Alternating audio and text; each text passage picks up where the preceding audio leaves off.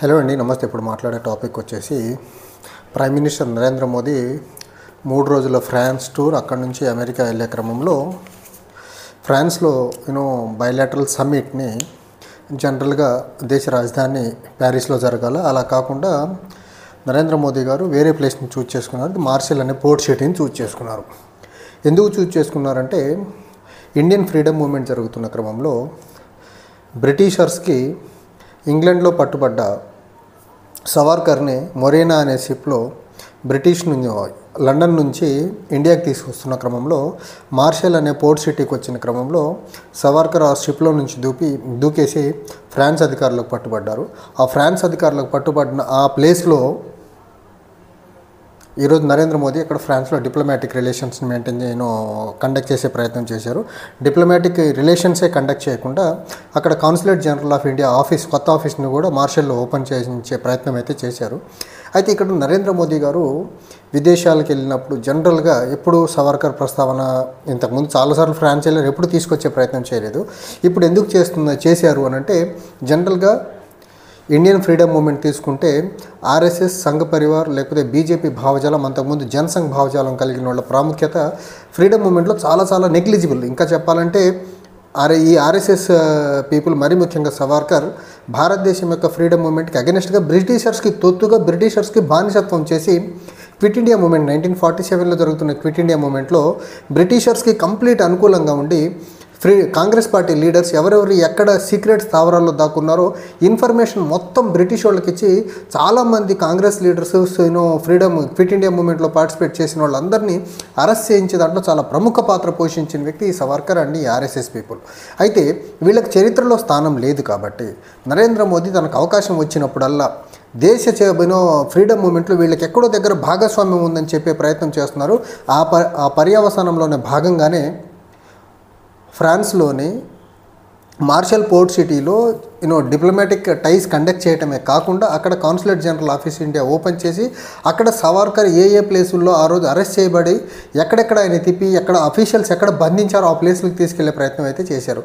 అయితే సవార్కర్ అక్కడ పట్టుబడిన తర్వాత అకార్డింగ్ టు ఫ్రాన్స్లో అయితే ఖచ్చితంగా ఎక్కడైతే పట్టుబడ్డాడో ఫ్రాన్స్లో పట్టుబడ్డాడు కాబట్టి ఫ్రాన్స్ చట్టాల ప్రకారం అతన్ని పనిష్ చేయాల్సిన ఆవశ్యకత ఉంది. కానీ బ్రిటిషర్స్కి సవార్కర్ విషయంలో బ్రిటిష్కి ఫ్రాన్స్కి డిఫరెన్స్ ఆఫ్ ఒపీనియన్ వచ్చి డిప్లొమాటిక్ టెన్షన్స్ వచ్చిన క్రమంలో ఫ్రాన్స్ విధిలేని పరిస్థితుల్లో బ్రిటిషర్స్కి అప్పచెప్పడం వల్ల బ్రిటిషర్స్ మళ్ళీ అక్కడ నుంచి ఇండియాకి తీసుకొచ్చి అతన్ని అండమాన్ జైల్లో పెట్టారు.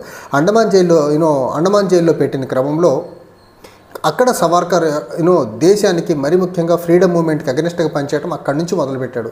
నన్ను జైల్లో నుంచి బయటికి పంపించండి, జైల్లో నుంచి బయటికి పంపించిన తర్వాత నేను మీకు ఎప్పటికీ మీరు దేశంలో ఉన్న రోజులు మీకు బానిసగా, మీకు తొత్తుగా, మీ ఏజెంట్గా పనిచేస్తాను, కాంగ్రెస్కి అగెనిస్ట్గా పనిచేస్తాననేసి చెప్పి టైమ్ అండ్ అగైన్ అడుక్కోవడం వల్ల బ్రిటిషర్స్ అతన్ని బయటకు పంపించారు జైలు నుంచి.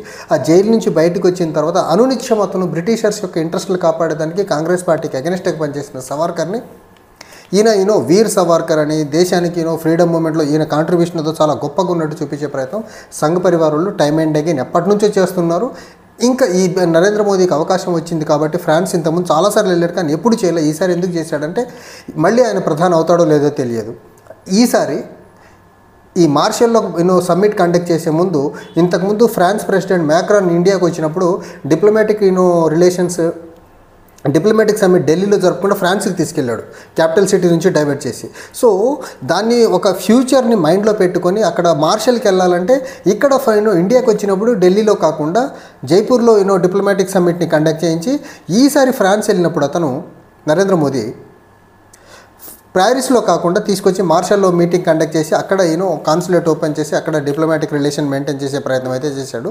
అయితే ఈ ఓవరాల్గా అసలు ఎక్కడికి వెళ్ళినా జనరల్గా Indian history, Indian freedom movement చదవాల్సి వస్తే ఒక నెహ్రూను, ఒక గాంధీను, ఒక సుభాష్ చంద్రబోస్ ఇలాంటి వ్యక్తుల పేర్లు జనరల్గా ప్రస్తావన వస్తుంది. హిస్టరీలో వాళ్ళ పేర్లు వాళ్ళ కాంట్రిబ్యూషన్ ఎక్కువ ఉంది. ఈ సవార్కర్ కాంట్రిబ్యూషన్ ఏదీ లేదు కాబట్టి ఈ సంఘ్ పరివార్ వాళ్ళకి పెద్ద సమస్య ఎక్కడొచ్చి పడుతుందంటే అసలు ఈ సంఘ్ పరివార్ భావజాలం కలిగిన వాళ్ళు ఆర్ఎస్ఎస్ పీపుల్ ఫ్రీడమ్ మూమెంట్లో ఎవరూ లేరు, ఎక్కడా లేరు. వీళ్ళ ఆలోచన అంతా ఏ కాడికి హిందూ ముస్లిం అనే దాంట్లోనే ఉన్నారు అప్పుడు కూడా. అండ్ ఉన్న కొద్దిపాటి దాంట్లో బ్రిటిషర్స్కి సరెండర్ అయిపోయి బ్రిటిషర్స్కి బానిసగా పనిచేశారు. సో చరిత్రలో వీళ్ళకి ఏదో గొప్ప స్థానం ఉందని చూపించే ప్రయత్నంలో భాగంగా ఈ మార్షల్ అనే ఒక పోర్ట్ సిటీకి వెళ్ళి అక్కడ సవార్కర్ గారి అరెస్ట్ ఉదంతాలన్నింటినీ ఈరోజు బయట ప్రపంచానికి చూపించే ప్రయత్నం చేస్తుంటే ఎక్కడో దగ్గర మా కాంట్రిబ్యూషన్ ఉంది అని చూపించే ప్రయత్నం మాత్రం నరేంద్ర మోడీ చాలా ప్రస్ఫుటంగా చేసే పని అయితే చాలా సక్సెస్ఫుల్గా చేస్తున్నారు. జనరల్గా ఆయన విదేశాలకు వెళ్ళినప్పుడు ఇండియా గురించి మాట్లాడాల్సి వస్తే ఆయన మహాత్మా గాంధీ గురించి, అంబేద్కర్ గారి గురించి మాట్లాడే ప్రయత్నం చేశారు. కానీ అవకాశం దొరికిపుచ్చుకొని మరి ఈసారి అక్కడ మార్షల్కి వెళ్ళటం అంటే ఖచ్చితంగా సంఘ్ పరివార్ యొక్క భావజాలాన్ని ఆయన క్లియర్ కట్గా ఇంటర్నేషనల్ ఫోరమ్స్లో ఎక్కడన్నా అవకాశం దొరికితే పెనట్రేట్ చేసే ప్రయత్నం చేస్తున్నాడు, చరిత్రను వక్రీకరించే పని చేస్తున్నాడు అనేది మాత్రం చాలా ప్రస్ఫుటంగా అర్థమవుతుంది. అక్కడ ఆయన మాట్లాడుతూ గ్రేట్ ఫ్రీడమ్ ఫైటర్గా చెప్పే ప్రయత్నం అయితే చేశారు. నిజంగా ఆయన గ్రేట్.